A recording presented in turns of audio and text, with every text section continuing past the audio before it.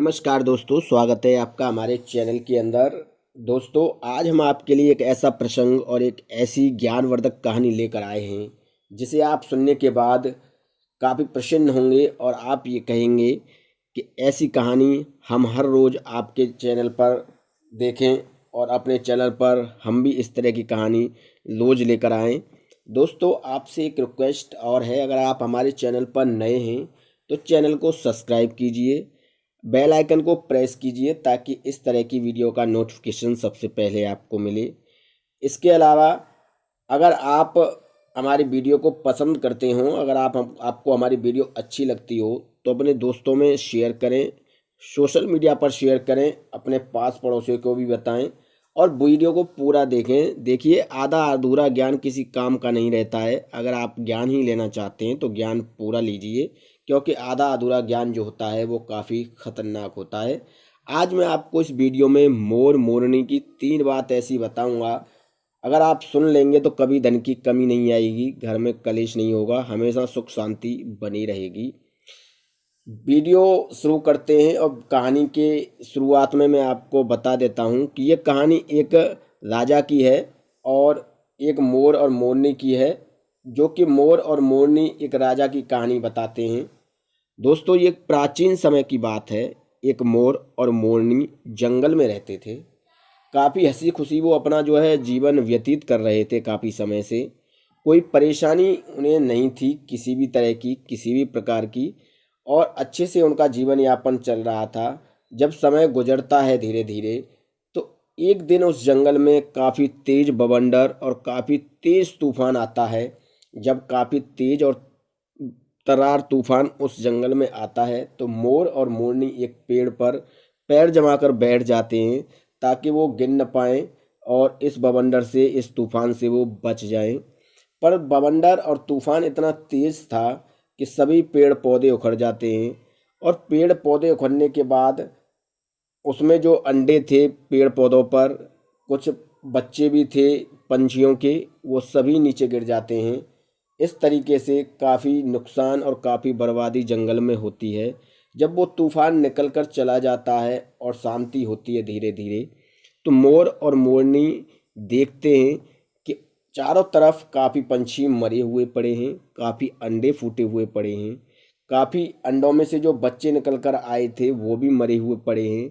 तो काफ़ी दुखी होते हैं और मोरनी मोर से कहती है कि हमारे होते हुए ये सब लोग मारे गए और ऐसा नहीं होना चाहिए था। इन सब की मौत के कारण हम हैं, इस हत्या और पाप के भागीदारी हम हैं।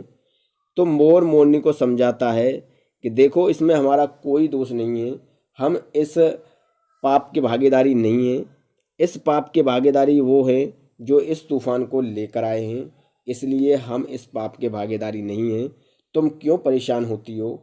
पर मोरनी कोई मोर की बात सुनने के लिए तैयार नहीं थी और ना ही कोई बात समझने के लिए तैयार थी। तो मोर जो है मोरनी को एक सुनसान जगह पर ले जाता है और सुनसान जगह पर ले जाकर कहता है, देखो, मैं तुम्हें एक ऐसी कहानी बताऊंगा, जब तुम उस कहानी को सुनोगी तो तुम्हें अच्छी तरीके से समझ में आ जाएगा कि हम इस पाप के भागीदारी नहीं हैं। हम इस तूफान की वजह से जो लोग यहाँ पर मरे हैं, जो पंछी यहाँ पर मरे हैं, जो अंडे फूटे हैं, अंडों में से बच्चे गिरे हैं और वो मरे हैं, उनकी हत्या के पाप के भागीदारी हम नहीं हैं।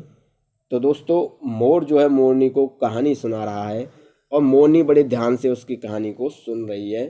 तो मोर कहता है, सुनो मोरनी, प्राचीन समय की बात है। एक राजा थे और राजा काफ़ी दयालु थे, काफ़ी धनवान भी थे, तो काफ़ी जो है दयावान भी थे, तो काफ़ी जो है दान भी करते थे। दान धर्मार्थ का काम उनके जीवन में हमेशा चलता रहता था। एक बार की बात है कि राजा ने आदेश दिया कि वह 100 लोगों को प्रतिदिन खीर का भोजन कराएंगे, और राजा का आदेश पाते ही खीर के भोजन की तैयारियां शुरू होने लग गईं। जब खीर के भोजन की तैयारियां शुरू हुई तो 100 लोगों को निमंत्रण दिया गया और 100 लोगों को निमंत्रण देने के बाद खीर के भोजन पर बुलाया गया। 100 लोग खीर के भोजन पर आए और खीर खाकर चले गए। जब 100 अंधे लोग खीर के भोजन पर आमंत्रित किए गए और वो खीर का भोजन खाकर चले गए। तो शाम तक उन 100 लोगों की मृत्यु हो जाती है, मौत हो जाती है उस खीर का भोजन करने के बाद। जब खीर का भोजन करने के बाद उन 100 लोगों की मृत्यु हो जाती है तो राजा जो है आदेश देता है कि बताओ, मैंने इतना धर्मार्थ का काम किया और उन 100 अंधे लोगों की मौत हो गई जो कि मैंने खीर के भोजन पर आमंत्रित किए थे, और इसकी जांच की जाए, इसका पता लगाया जाए कि कैसे उन 100 लोगों की मौत हुई जो कि हमारे यहाँ खीर के भोजन पर आए थे। राजा का आदेश पाते ही जांच शुरू की जाती है, पर जांच लेकर कर सामने नहीं आई और ना ही कोई ये पता लगा पाया कि जो 100 लोगों की मृत्यु हुई है वो किस वजह से हुई है, इसका जिम्मेदार कौन है, इसका कारण क्या है। तो ये बात मोर मोरनी को बताता है, तो मोरनी बड़े ध्यान से सुन रही थी। राजा ने आदेश दिया था कि इस खीर के भोजन को जिसने बनाया है उनसे जांच पड़ताल की जाए, जो रसोइये में काम कर रहे थे उनसे जांच पड़ताल की जाए कि आखिर इस खीर के भोजन में विष कैसे पहुंचा, जहर कैसे पहुंचा, और इसका पता लगाकर आप मुझे बताएं। पर राजा के जो मंत्रीगण थे, राजा के जो कर्मचारी थे, उन्होंने एड़ी चोटी से लेकर काफ़ी जोर लगा लिया, पर किसी को कुछ पता नहीं चला। अंत में राजा काफ़ी दुखी होता है और इस कृत्य के लिए राजा अपने आप को दोषी मानता है कि इसका दोषी मैं ही हूँ कि मैंने खीर के भोजन का आयोजन किया और 100 अंधे लोगों को मैंने आमंत्रित किया, और 100 अंधे लोग जो मेरे यहाँ खीर के भोजन पर आए थे उनकी मौत हो गई। उनकी मौत के लिए सिर्फ और सिर्फ मैं ही जिम्मेदार हूँ। इसलिए मैं अब इस राजा के पद पर नहीं रहना चाहता हूँ और मुझे अब ये राजपाट नहीं चाहिए। अब मुझे इस राजपाट की कोई इच्छा नहीं है। ऐसा कहते हुए राजा उस राजपाट को त्याग देता है, ख़त्म कर देता है।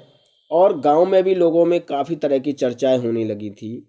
नगर में काफ़ी लोगों में ये चर्चा थी कि राजा ही इन सब के लिए जिम्मेदार है, इन सब की मौत के लिए राजा ही जिम्मेदार है, क्योंकि राजा ने ही खीर के भोजन का निमंत्रण उन 100 अंधे लोगों को दिया था, राजा ने ही खीर के भोजन का आयोजन किया था। इस तरीके से जो है राजा की निंदा करते हैं कुछ लोग। राजा इन सभी बातों को सुनकर काफ़ी परेशान हो जाते हैं और वो राजपाट त्याग कर ईश्वर की भक्ति के लिए जंगल में निकल जाते हैं और कहते हैं कि अब मैं अपने पाप का प्रायश्चित करूंगा, क्योंकि जो 100 अंधे लोगों की मृत्यु हुई है उसकी मौत की हत्या का भागीदार मैं ही हूँ। तो मैं अब अपने पाप का प्रायश्चित करने के लिए जा रहा हूँ और मैं ईश्वर की भक्ति करूँगा और अपने पाप का जो है प्रायश्चित करूँगा। तो इस तरीके से राजा एक घने जंगल की तरफ निकल जाते हैं। चलते चलते वो एक नगर में पहुँचते हैं। नगर में बैठे हुए कुछ लोगों से कहते हैं कि मुझे यहाँ पर एक रात ठहरना है, मैं यहाँ एक रात रुकना चाहता हूँ, क्या मुझे कहीं कोई आसरा मिल सकता है। तो जो चौपाल पर कुछ लोग बैठे थे उन्होंने कहा, क्यों नहीं भाई मुसाफिर, आप यहाँ पर एक रात ठहर सकते हैं। यहाँ पर एक आगे चलकर मकान है, उस मकान में एक भाई और एक बहन रहते हैं। दोनों ईश्वर के काफ़ी अच्छे भक्त हैं और आपको वो काफ़ी अच्छी सेवा भी करेंगे। आप उनके घर पर जाकर ठहर सकते हैं एक रात के लिए। राजा यह सुनते हुए उनका धन्यवाद करते हैं और आगे की तरफ राजा जो है चल देते हैं उनके घर पर एक रात को ठहरने के लिए। जब राजा आगे चलते हैं तो वो उस घर पर पहुंच जाते हैं जहां पर भाई बहन ईश्वर की भक्ति किया करते थे। और वहां पर पहुंचने के बाद वो उनको आवाज़ लगाते हैं कि भाई मैं एक मुसाफिर हूं और मैं एक रात यहाँ पर ठहरना चाहता हूं। जब गेट खोलकर दोनों भाई बहन आते हैं तो वो उनका सत्कार और स्वागत करते हैं और कहते हैं कि क्यों नहीं मुसाफिर, आप हमारे यहाँ एक रात ठहर सकते हैं। अतिथि देवो भव, आप हमारे यहाँ आए हैं, आप हमारे अतिथि हैं और अतिथि भगवान के बराबर होते हैं, तो आप हमारे यहाँ पर एक रात के लिए ठहर सकते हैं। राजा उनके यहाँ एक रात के लिए ठहर जाते हैं। दोनों बहन भाई उनका अच्छा खाना पीना करते हैं, उन्हें अच्छी तरीके से सुलाते हैं, उनके भोजन की और सोने की ठहरने की अच्छी व्यवस्था वो दोनों भाई बहन जो है राजा की करते हैं। और जब सुबह होता है तो भाई पहले उठ जाता है और जो उसकी बहन थी वो ईश्वर की भक्ति में काफ़ी समय लगा लेती है, यानी कि सूरज काफ़ी निकल आता है और वो तब भी नहीं उठती है। और काफ़ी देर के बाद जब वो उठकर आती है तो भाई कहता है कि बहन, आज तुमने काफ़ी समय लगा लिया ईश्वर की आराधना में, इतना समय लगा लिया कि तुम मेरा टाइम भी भूल गई। मुझे काम पर जाना है और खाना लेकर जाऊंगा, और हमारे यहाँ पर एक मुसाफिर आए हुए हैं, इन्हें भी खाना देना है, ये भी काफ़ी समय से भूखे हैं, इन्हें भी आगे का सफ़र तय करना है। जब भाई अपनी बहन से इन सब बातों को कहता है, तब बहन कहती है कि भाई, मैं आराधना के समय धर्मराज के दरबार में थी, और धर्मराज के दरबार में एक फैसला हो रहा था, एक जजमेंट हो रहा था। तो भाई ने कहा, किस तरीके का फैसला था, किस तरीके का जजमेंट था, हमें भी बताओ। राजा ये सब बातें सुन रहे थे, तो उसकी बहन ने बताया कि धर्मराज के दरबार में एक 100 अंधे लोगों की कहानी का फैसला चल रहा था। 100 अंधे लोगों की एक दास्तान थी कि एक 100 अंधे लोग एक खीर का भोजन खा के ख़त्म हो जाते हैं, मर जाते हैं। तो उसकी हत्या का भागीदार कौन था, यह फैसला चल रहा था। तो भाई ने पूछा, कौन था उनकी हत्या का भागीदार? तो उस बहन ने बताया कि 3 लोगों को उसमें आरोपी बनाया गया। एक तो श्याप, जिसने खीर के दूध में मुख दिया था, और दूसरा वो रसोइया जो कि भोजन बना रहे थे, और तीसरा वो राजा जिसने इस भोजन का आयोजन किया था।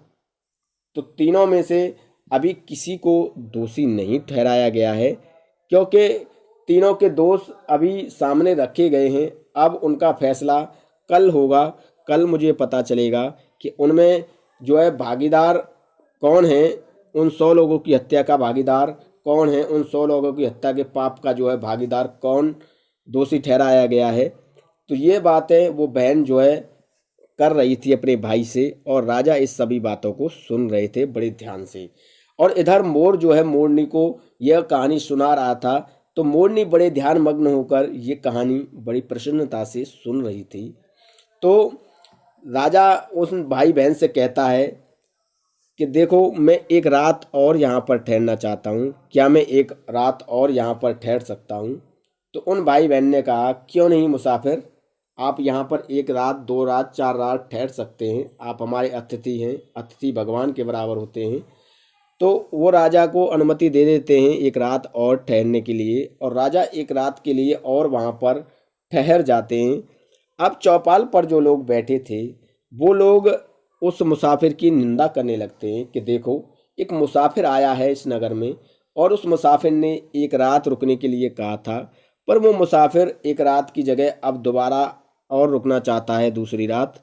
हमें इस मुसाफिर का इरादा ठीक नहीं लगता है। मुसाफिर सुंदर लड़की को देखकर 1 रात के लिए उस घर में रुका था, अब दूसरी रात के लिए भी उस घर में रुकना चाहता है। ऐसा लगता है कि वो इस लड़की को लेकर या तो भाग जाएगा, या फिर उसकी इज्जत लेकर जाएगा, या फिर उसका काफ़ी अपमान करके जाएगा। हमें इस मुसाफिर की बातें और आदतें अच्छी नहीं लग रही हैं। इस तरीके से चौपाल पर बैठे कुछ लोग उस राजा के बारे में सोचने लगते हैं, और उस राजा की इस तरीके से निंदा करने लगते हैं। जब सुबह का दिन समय होता है, तो वो लड़की ब्रह्म मुहूर्त में ही ईश्वर की आराधना में मग्न हो जाती है, और काफ़ी समय बाद वो ईश्वर की आराधना से उठती है। तो राजा उसके पास जाते हैं, और बड़े प्यार से राजा ने पूछा कि बेटी, आप आराधना में थी और धर्मराज के यहाँ पर थी, क्या हुआ, क्या फैसला आया धर्मराज का, हमें बताओ। तब वो लड़की कहती है कि हाँ, मैं धर्मराज के ही दरबार में थी। धर्मराज के दरबार में इन तीनों को आरोपी बनाया गया था। इन तीनों में से धर्मराज ने कहा कि इन तीनों में से कोई आरोपी नहीं है, कोई इस हत्या का भागीदार नहीं है। तब राजा ने कहा कि तो इन तीनों में अगर कोई हत्या का भागीदार नहीं है, तो फिर हत्या का भागीदार कौन है? तो लड़की ने कहा कि देखो, धर्मराज ने कहा कि श्याप ने खीर के दूध में मुख दिया, क्योंकि श्याप को भूख लग रही थी, और भूखे को भोजन कराना काफ़ी ज़रूरी होता है, इसलिए श्याप भी, सर्प जो है, इस हत्या का भागीदार नहीं है। इसके बाद नंबर रसोइया का आता है। रसोइये को भी ये पता नहीं था कि इसमें श्याप ने मुख दिया है, और रसोइया जो है ढक्कन लगाना भूल गया था उस दूध का। तो रसोइये को भी इस हत्या और पाप के भागीदार नहीं बनाया गया है।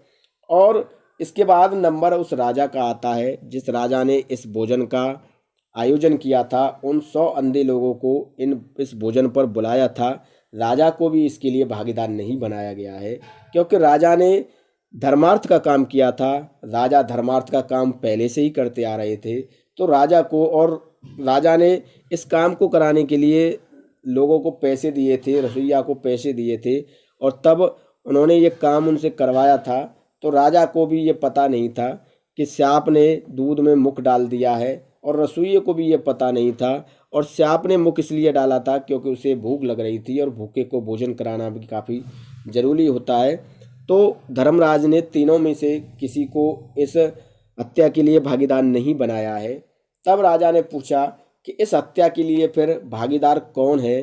तब उस लड़की ने बताया कि देखिए, इस हत्या के लिए वो लोग भागीदार हैं जो उस राजा की निंदा कर रहे हैं, अपने ही नगर का अन्न खाकर अपने ही राजा की वो बुराई कर रहे हैं, और कह रहे हैं कि ये सब राजा की वजह से हुआ है। तो इस हत्या के लिए उस धर्मराज ने उन लोगों को भागीदार बनाया है जो उस राजा की निंदा कर रहे हैं। राजा यह सुनकर काफ़ी प्रसन्न हो जाते हैं और वहाँ से चलने के लिए कहते हैं और लड़की को धन्यवाद देते हैं। तो दोस्तों, ये कहानी थी एक राजा की जो मोर मोरनी को सुना रहा था। जब मोर मोरनी को इस तरह की कहानी सुनाता है तो मोरनी खुश हो जाती है, और जो पंछी उस तूफान और बवंडर में मर गए थे वो उन्हें अपनी मौत के लिए जिम्मेदार मान रही थी, तो वह यह कहानी सुनकर खुश हो जाती है और उन्हें अपनी मौत के लिए, उन लोगों की मौत के लिए वो अपने आप को भागीदार और जिम्मेदार नहीं मानती है। तो दोस्तों, ये कहानी अब हमें यही प्रेरणा देती है, यही समझाती है कि हमें हमेशा अच्छे कर्म करने चाहिए, अच्छे तरीके से हमें रहना चाहिए, और हमें अच्छे अच्छे विचार अपने दिमाग में रखने चाहिए, अच्छे अच्छे कर्म हमें अपने जीवन में करने चाहिए, ताकि हम किसी की हत्या के भागीदार ना बने, और हमेशा हम अपने जीवन में हंसी खुशी रहें, अपना जीवन अच्छे तरीके से हम व्यतीत करें, यही हमारी इच्छा होनी चाहिए। तो ये कहानी हमें काफ़ी अच्छी प्रेरणा देती है दोस्तों, और इस कहानी को अगर आपने पूरा सुना हो तो आप इस कहानी को अपने सगे संबंधियों को भी बताएं, अपने पास पड़ोसियों को भी बताएं, सोशल मीडिया पर भी आप इस कहानी को शेयर करें, और वीडियो अच्छा लगे तो लाइक करें, कमेंट करें। इसके अलावा इस तरह की ज्ञानवर्धक कहानी हम अपने चैनल पर आपके लिए प्रतिदिन लेकर आते रहेंगे और आपका उत्साहवर्धन करते रहेंगे। आपको नई नई ज्ञान की बातें हमारे चैनल पर कहानी के माध्यम से सुनने को मिलती रहेंगी। इसके अलावा दोस्तों, अगर आपको वीडियो अच्छा लगा हो तो प्लीज़ एक लाइक कीजिए, शेयर कीजिए अपने दोस्तों में, और प्लीज़ मेरे चैनल को सब्सक्राइब करना ना भूलें।